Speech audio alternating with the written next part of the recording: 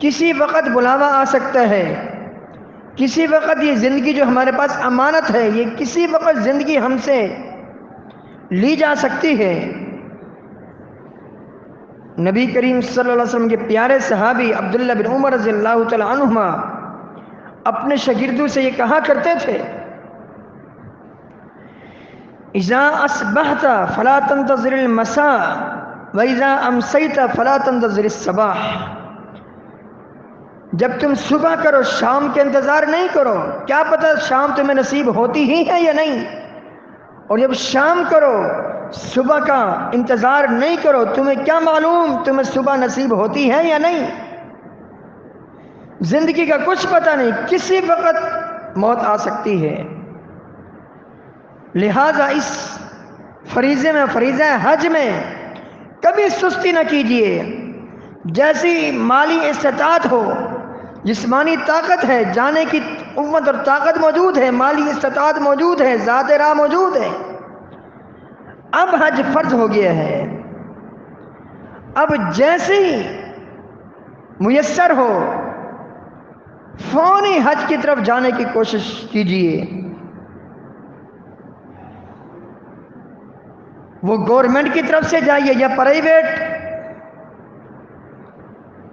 جو لوگ جاتے ہیں اس طرح جائیے، برحال جانا اب فرض اور واجب ہو گیا ہے، کیونکہ اللہ تعالیٰ نے اس کو فرض اور واجب قرار دیا ہے۔ اور پھر وہاں جو بندہ جاتا ہے جتنے بھی اس کے پیسے خرچ ہوتے ہیں، یہ ایک نقطے کی بات ذہن نشین کر لیجیے، اس کے جتنے بھی وہاں پیسے خرچ ہوتے ہیں، جب وہ حج کر کے سنت کے مطابق پورا کا پورا حج اس نے سنت کے مطابق کیا، تمام مناسک حج سنت کے مطابق ادا کیے، امام الانبیاء علیہ السلام کے طریقے کے مطابق حج کیا، وہاں یہ بابرکت ایام گزار کر، زندگی کے سب سے قیمتی ایام گزار کر جب بندہ واپس آتا ہے اللہ تعالیٰ کے فضل و کرم سے، جتنا بھی اس نے سرمایہ لگایا ہوتا ہے یہ اللہ کے راستے میں اس نے خرچ کیا، یہ اللہ کے راستے میں گیا، اللہ کے مہمان بن کے گیا۔ جو حجاج کرام وہ ضیوف الرحمان ہیں، وہ تجربہ کر کے دیکھ لیں، جب واپس آتا ہے اس سے ڈبل ٹرپل اس کے کاروبار میں برکت بھی ہوتی ہے، اضافہ بھی ہوتا ہے۔ جتنے بھی لگا کے گیا اللہ تعالیٰ اس سے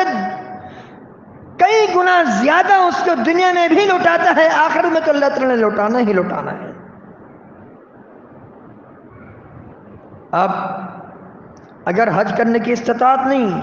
عمرہ تو حج کے مقابلے میں بہت سستا، آپ عمرہ کر کے تجربہ کر لیجئے۔ یہ میں نہیں کہہ رہا، یہ امام الانبیاء علیہ السلام کی حدیث ہے۔ امام ترمذی، امام ابو داؤد رحمہ اللہ تعالی حدیث روایت فرماتے ہیں،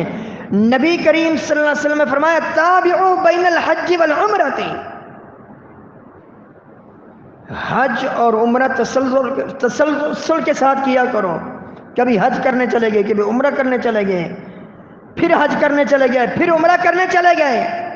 اللہ تعالیٰ نے طاقت دی، مالی استطاعت موجود ہے، جسمانی طاقت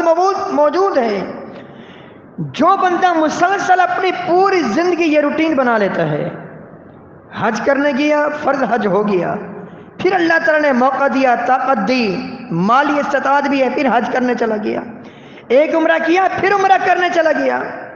فرمایا جو مسلسل اس طرح کرتا رہتا ہے زندگی بھر، یہ دونوں اس کے مسلسل کیے جانے والے عمل حج اور عمرہ، فَإِنَّهُمَا يَنْفِيَانِ الْفَقْرَ وَالذُّنُوبَ، یہ دونوں عمل حج اور عمرہ یہ بندے کو فقر و فاقے سے بالکل نکال دیتے ہیں۔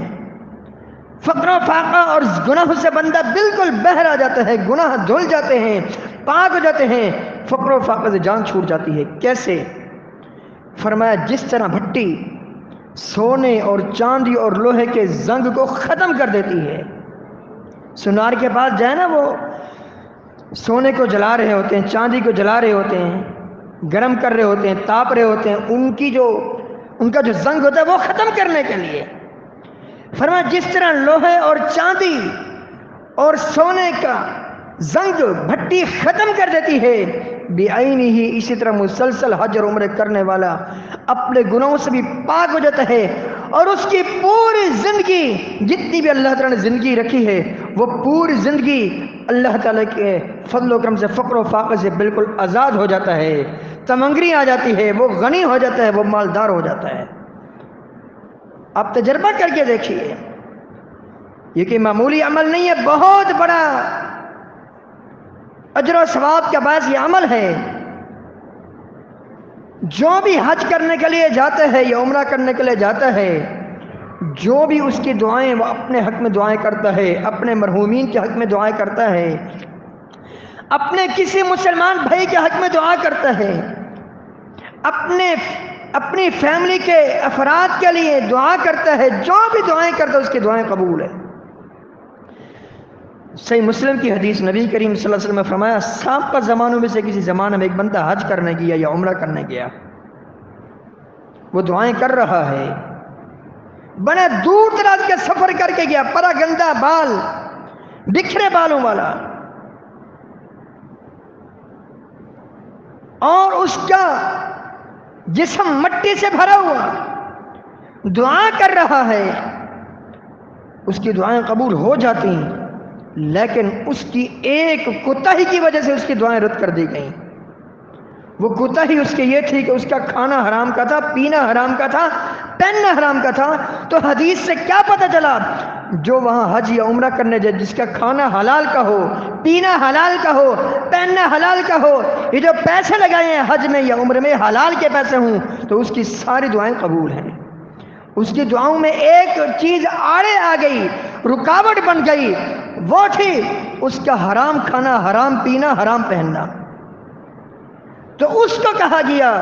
انا یستجاب لذالک، اس کی دعائیں کیسے قبول ہوں؟ تو اس حدیث سے پتہ کیا چلا؟ جو وہاں جاتا ہے حلال کی کمائی کے ساتھ، حلال کے پیسے کما کے خرچ کر کے جاتا ہے، حلال کھاتا ہے، حلال پیتا ہے، حلال پہنتا ہے، اور اپنے فیملی کے افراد کو حلال کھلاتا ہے، حلال پلاتا ہے، حلال رزق کھلاتا اور پلاتا ہے، اور حلال مال سے کپڑے خود بھی پہنتا ہے، اپنی فیملی کے افراد کو کپڑے پہناتا ہے حلال پیسوں سے، اس کی وہاں جتنی بھی دعائیں ساری دعائیں قبول ہیں۔ یوم عرفہ کا دن ہے، حج کے ایام میں سب سے افضل ترین دن، سب سے افضل ترین دن۔ اس ایک دن کی برکت سے علماء کہتے ہیں، اس ایک دن کی برکت سے اللہ تعالیٰ نے 10 دنوں کو نواز دیا ہے۔ صحیح بخاری کی حدیث ہے، نبی کریم صلی اللہ علیہ وسلم نے فرمایا،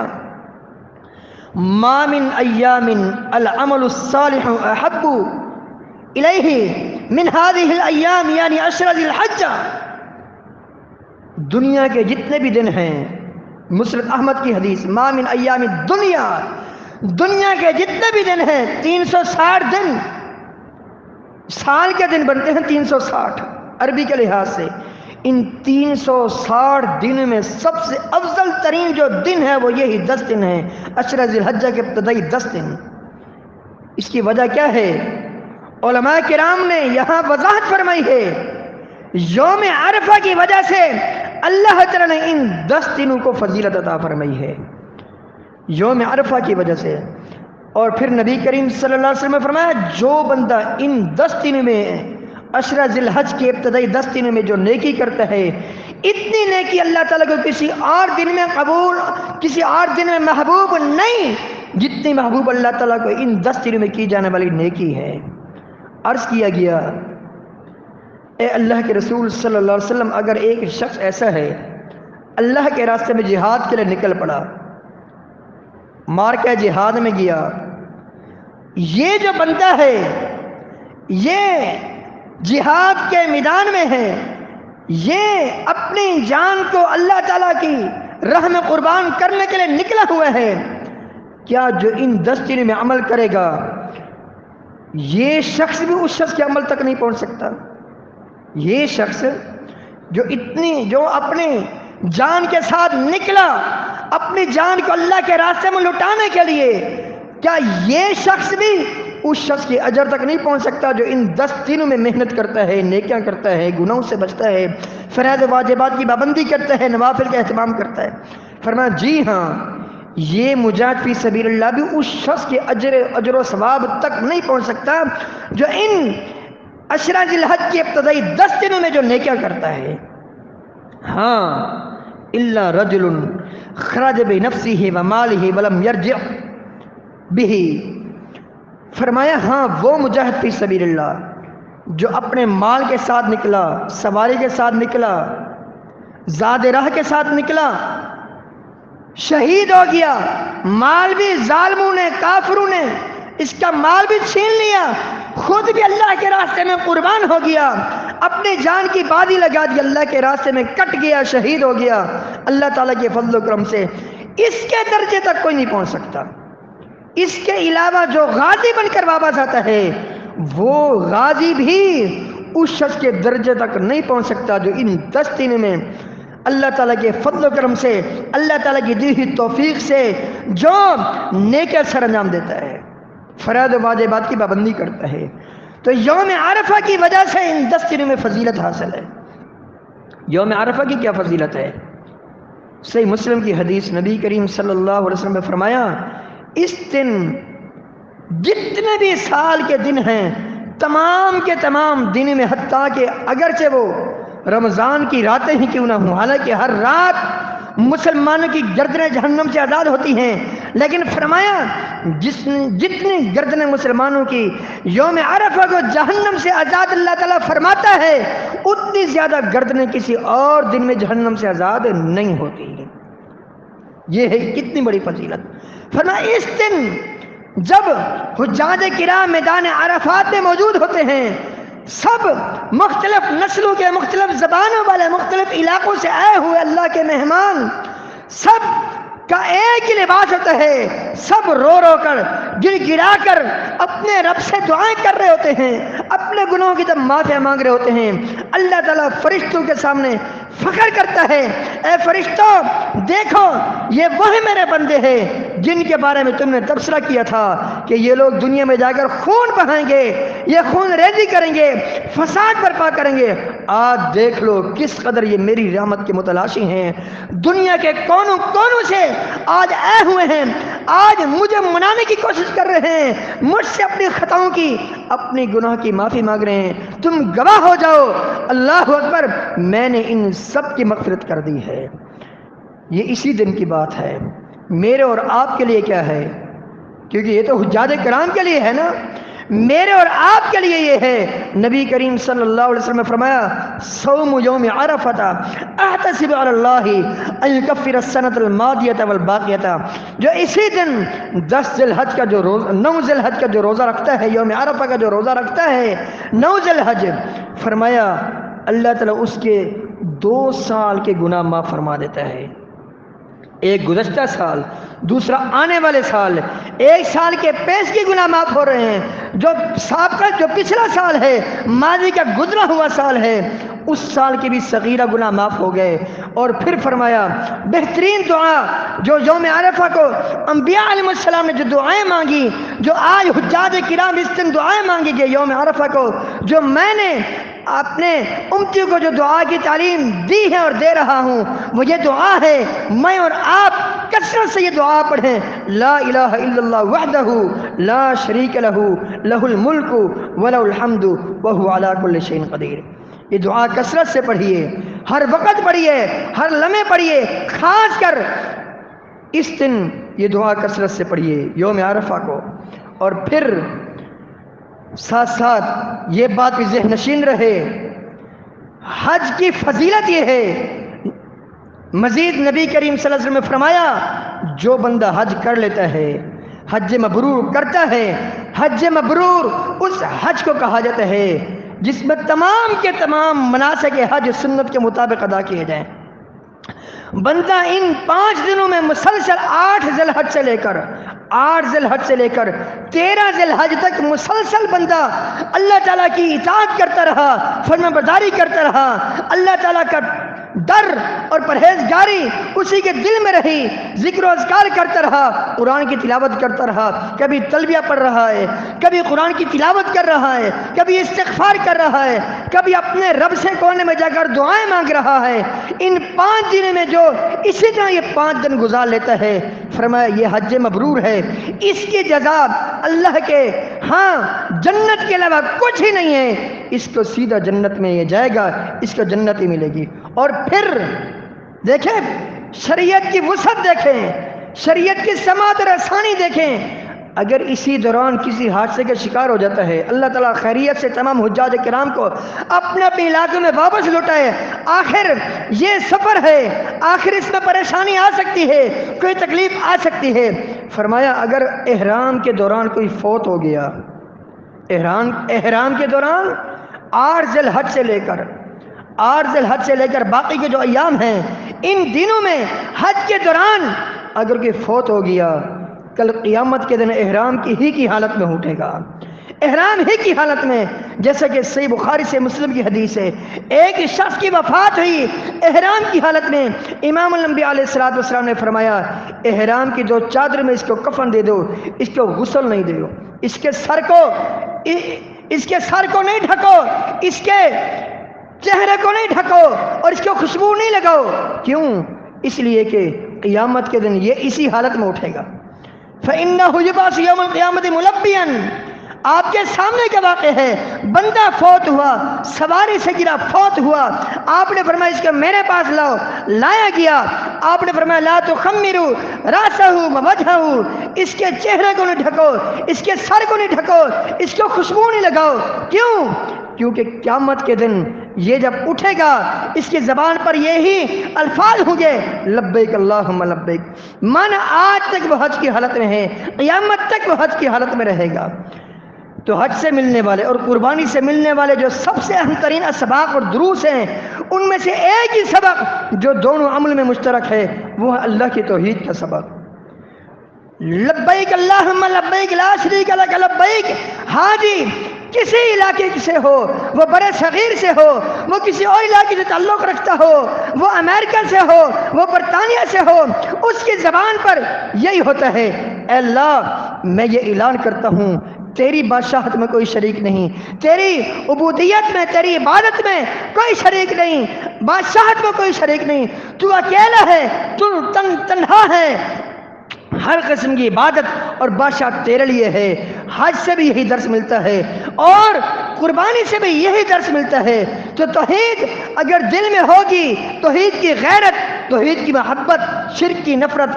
دل میں ہوگی، یقین جانیے ساری کی ساری نیکیاں قابل قبول ہیں۔ اور دوسرا جو اہم ترین سبق ملتا ہے حج میں اور قربانی میں، وہ نبی کریم صلی اللہ علیہ وسلم کی سنت کی اتباع ہے، سنت کی پیروی ہے۔ جب تک سنت کے مطابق کوئی عمل نہیں کریں گے، وہ عمل اللہ کے ہاں قابل قبول نہیں، مردود ہے۔ تیسرا سبق دونوں عملوں سے جو ملتا ہے، سب سے اہم ترین سبق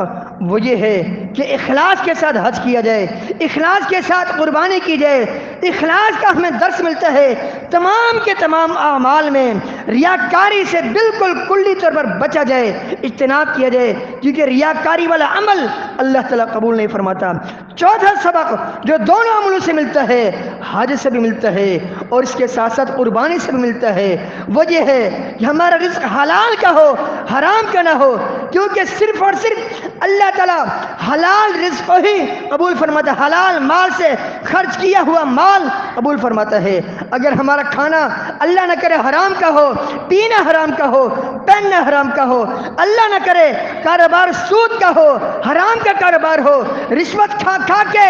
کماتے رہیں، مال بناتے رہیں، یہ جو ساری حرام کی صورتیں ہیں، ان صورتوں سے کلی طور پر ہمیں بچنا ہے تاکہ ہم خود بھی حلال کھائیں، اپنے فیملی کے افراد کو، اپنے فیملی کے جو ہمارے فیملی کے جو افراد ہیں ان کو بھی حلال کھلائیں، حلال پلائیں اور حلال خود بھی پہنیں، ان کو بھی حلال مال سے پہنائیں۔ اسی میں کامیابی ہے، اسی میں کامرانی ہے۔ آخری سبق جو دونوں عملوں سے ملتا ہے وہ ہے تقوی اور پرہیزگاری، اللہ کا ڈر، اللہ کا خوف۔ یہ قربانی کے عمل سے بھی ملتا ہے، لن ینال اللہ لحومها ولا دماؤها ولکن ینالہ التقوی منکم۔ حج کے بارے میں بھی فرمایا تزودوا فإن خیر الزاد التقوی۔ یہ 5 اہم ترین سبق ہمیں مل رہے ہیں ان دونوں عملوں سے، قربانی سے بھی حج سے بھی۔ تو اللہ تعالیٰ سے دعا ہے اللہ تعالیٰ ہم سب کو ان دروس کو اپنانے کی توفیق عطا فرمائے، اللہ تعالیٰ ہم سب کا خاتمہ بالخیر فرمائے، اللہ تعالیٰ ہماری یہ نیکیاں،